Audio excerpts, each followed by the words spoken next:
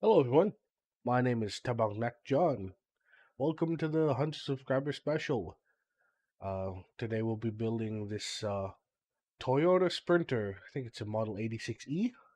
Now, this has been done in post. I tried to record the audio um, while I was building it, but I kept getting distracted by the manual, and the audio, quite frankly, was dog shit. So, yeah, I decided to do this in post. The Toyota Sprinter here is actually not the main model I wanted to build. I had a 38T, a German 38T from Girls in Panzer, that collab made by Platz, but I opened the package and realized that I was way in over my head once I realized you had to link each individual track. I was like, no, we'll save this for another day once I have more experience under my belt concerning model building, because this is literally the first thing I've ever done, and I thought I'd share it with you guys for the 100 sub special. Anyway, so part of the special is to just kind of get out the way. What is the channel? Who am I? And like, what am I going to be covering? What are the goals? So the channel's name, Tabangnek ATF, is kind of just a play on the American Alcohol, Tobacco, and Firearms Agency. Instead of alcohol, tobacco, and firearms, we'll be covering anime, tech, and firearms. Which, one of those things is the same, but obviously it's not the exact same thing. I am no ATF agent. In fact, I'm not even an American. I'm a Canadian. So that's the other aspect I'm going to try to tackle, the kind of firearms and this entire channel from kind of a Canadian perspective concerning these hobbies. Anime and firearms are kind of self-explanatory, but tech I've left pretty ambiguous because there are a lot of things in tech ranging from radios to, hey, there's the Panda 38T I'm too scared to build. Anyway, and what was I talking about? Yeah, um, there's a lot of things in tech I want to cover, such as like radios to you know your your traditional computers and technology. I have a college degree in computer systems, so I guess I have a good foundation when it comes to computer tech. But there are a lot of other things I want to do. Considering the other two and my, like, I guess you could call them credentials for anime and firearms. Anime I've been watching for a long time. I'm gonna lump in anime and manga and such. Eh, Watching them since I was a wee little kid, wee little lad. And firearms, I have been not only around but just enjoyed the mechanical and utility aspects of firearms, kind of like how people enjoy cars or trains. Ever since I was young, um, although my license, I am a license because in Canada you do need a license to own firearms. It's just one of those standard, regular licenses where you can just own handguns and rifles. Nothing too crazy like machine guns.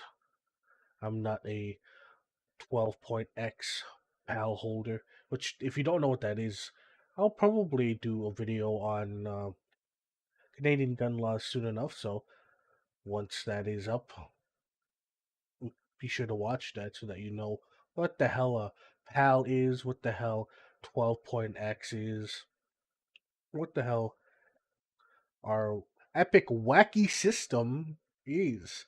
Because you think you think American firearms laws are bad. Ooh, Christ almighty. Canadian ones are convoluted to say the least. Anyway, so getting back on track here,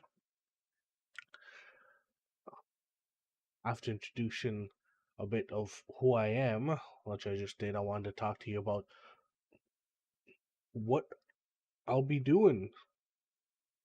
So, like I said, I like anime and manga. So I'll just be talking about more niche stuff because there are a lot of people with like very fancy university degrees who will talk to you about animation and composition and color depth and palette and warmth and how this shot composition really emphasizes this character's plight and all that. And while I do appreciate the high horsiness and interpretiveness and imagery and all of that, I uh I feel like, especially, and this goes for everything on YouTube nowadays, there is a lot of professional YouTubers and not enough kind of just people saying, "Hey, dude, look at this. This might be cool. You might like it." Kind of, channels, and that's really what I want to do. I want to be able to say, "Hey, I found something cool. You guys might like it too." And if you don't, well, that's unfortunate, but I feel like this is cool enough that it deserves more attention. So I'll be doing that with anime and manga you probably have never heard of, or are don't get as much light. And of course, I'll be covering large things, or sometimes I'll cover something and I'll do the camera's shaking. I'm bumping the fucking tripod. That's just me and my godly strength. Do you see how fucking fat my arms are? Yeah, I'm built like a fucking dwarf. You can see you can see the tan ring with my watch. I usually wear my watch. Oh man. But anyway, what was I saying? Oh yeah. I'll be covering, you know, a wide variety of stuff, but that's the focus. Smaller things that I feel deserve more attention, and that includes manga and anime because I do read and watch both. And I think I'll be also trying to do what I want for tech. I want to be able to review games, but a lot of games nowadays are really long. So I want to try to do like HIO reviews for small little, like, I don't want to call them micro games, but small games that that you probably never see if unless you're like out there looking for them. So just shining a spotlight on those things that deserve them. And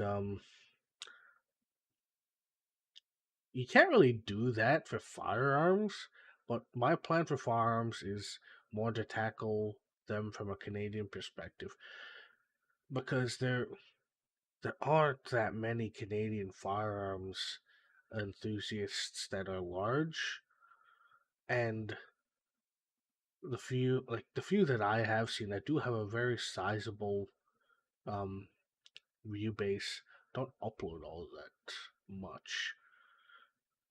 I know you got like Runkle of the Bailey, who is more like law focused. You have I guess you have Armin Gun, but he has access to things that normal people don't in Canada.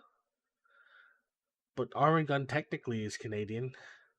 Um, I think the reason he has all that is that he's an importer of some sorts. He's one of those 12-point X holders. I don't know. I have not done any research, so please do not quote me on any of that. But I just know that he has access to things some people don't. A lot of others like this. Any other people right now are escaping my mind. There's my fucking fat head poking through the camera trying to see what in the hell's going on. Um, so I just want to be a consistent uploader of Canadian centric firearms content because there is not only a firearms community, but a distinct firearms community due to our regulations that I will be sure to talk about later. Because I get a lot of questions when I say, "Hey, yeah, dude, I own that gun too," for my American friends, it's like, oh, you guys can own guns up there. Wow, what do you have? Do you have like an AR-50? Like you have like bolt actions right in on single shot shotguns right there. That's pretty cool. And then like I show them my SVT and I show them like my my AR-180s and I'm like, what? You can have those things? Like, in how much did you pay for your SVT? And I tell them, they're like, what? What? How is that so cheap? Especially when you convert it to American, that's barely anything. Yeah, there a bunch of different reasons. And although I am very happy to repeat myself over and over because the the absurdity in which the rules exist are is funny to me, so I have no issue repeating it over and over. I think getting a video out there explaining uh, what the laws are, what the rules, and what the kind of landscape is like is more efficient. So you can just link your friends that video. Any Canadians with American friends can just link their friends that and say, yeah, this is true, this is how it is. And it kind of sucks, especially when you live in north of the largest gun capital of the world. You just see your American friends having access. Like, yeah, I went to the gas station, bought myself a new gun. Yeah, I know you can't do that, but like, yeah, I walked into the pawn shop and bought myself a new Glock 18 for like $200. It's police trade-in. Ooh, trade-ins, police. Man, I really wish the CAF did trade-ins for their high powers. Fuck, but that's a different. That's a different fucking whole rabbit hole. But yeah, that's what the channel is gonna cover. Um, less known, or I guess you'd call it niche anime, manga, and video games. Things I just want to shine a light on, things you might not have heard of, things that might not even be your cup of tea, but something that I think that people might want to take a look at. Um, the I spoke about leaving technology its own kind of vague category, but the other unique aspect is I'm gonna be doing this all on one channel. So the three communities of anime, technology, and firearms are going to interlap, and I think it's gonna be very interesting to see how to see how like the gun dude bros react to someone like me. And so like because I know there are a lot of, let's say, hobbyists that also enjoy firearms and anime. It's just you kind of have to go to different places to get your fix for both. And those two communities can be very at odds with each other. At least nowadays. I don't know. I'm from the old internet where the we were all kind of considered weirdos.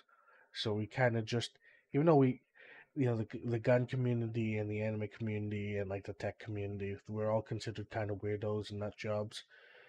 So like we didn't band together, but there was a mutual respect that we all had. Like, yeah, we're not kind of rejects.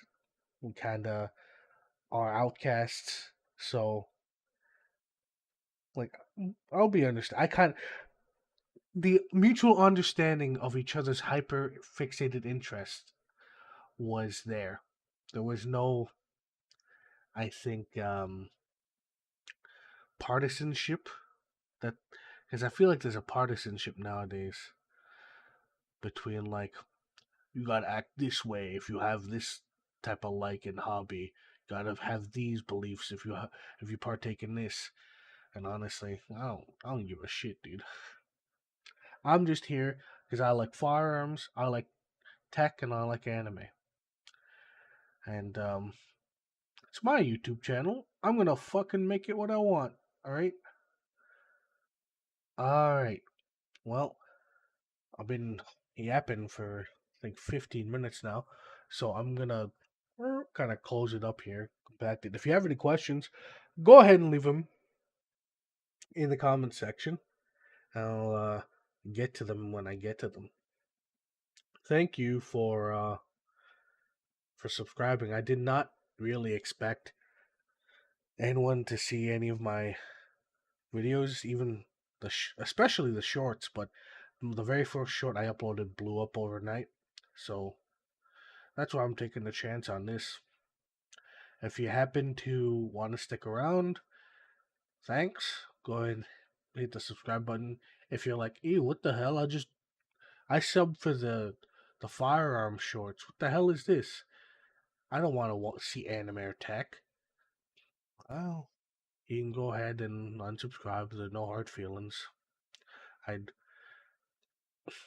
I'd feel more um I'd feel more sad. I'd feel worse off. There you go. If you stayed out of guilt, even though you didn't really want to participate in any of the topics. Because for me, I kind of shut up like a clam if there's nothing going on that I have any interest for. Not out of any malice or anything. It's just I feel I can't contribute to the conversation, so I just don't say anything type shit. But if you don't like the other aspects of the channel, or even if you only like the one aspect of the channel and you're really only going to stick around for that, go ahead.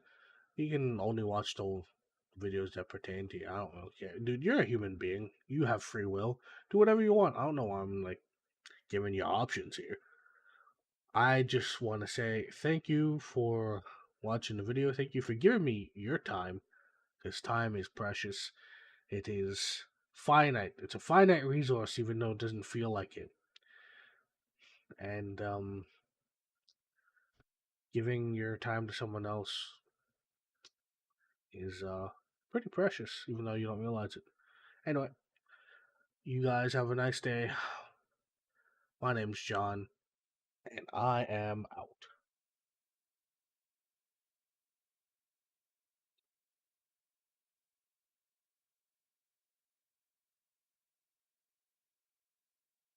And here's the finished car. So you can see that it's not exactly the same decal layout that's on the box. They did some like decal layering, and I barely could get some of the decals to stay on. You can kind of see where I fucked up with the Tamiya cement on the windshield, trying to experiment and see if it could stick on. But there you can see that's how the car just dropped it there. Good job, buddy. And they're on the left driver's side, or this is a Japanese car, so on the passenger side, you got the Kion logo, Yui's name, and I don't know what a whole question mark means in Japan, but I thought it was funny, so I made sure to get that on there. There's the front. You can see the little headlights, like the yellow and the orange headlights. Those were hard to keep adhered. So what I ended up doing is I ended up taking a little bit of Tamiya super thin cement and putting them on there, like painting a layer on there. Um, I wouldn't advise this using too much at least, because if you use too much, it will actually make the decal flake. You can see I just pointed to where the right passenger side flaked a bit. It could actually destroy the decal. But if you just put a little bit on it adheres properly, and it kind of makes the decal more pliant, so you can have a little bit of texture show through. There on the driver's side, since this is a Japanese car, you got all of the girls, and there on the gas cover, you got the K-On little logo there. I don't know what I'm doing with the car now. Come on, get it in frame, buddy. There we go. You got the K-On license plate. Got the Romanji Hako tea time. Oh man, I'm not good at Japanese. I only speak English and French. Sorry about that. But I had fun building this. It was pretty easy. It looks like you can kind of convert this to a an electric kind of remote controlled vehicle type deal. So that's cool. I'm probably not gonna do that. I don't have that equipment to do so. I just like the car. I'm into weird merch, so that's why I bought this thing. I figured, hey, if I'm gonna build it, might as well build it. Might as well show it you guys because it's kind of relevant still. It's anime. It's anime. So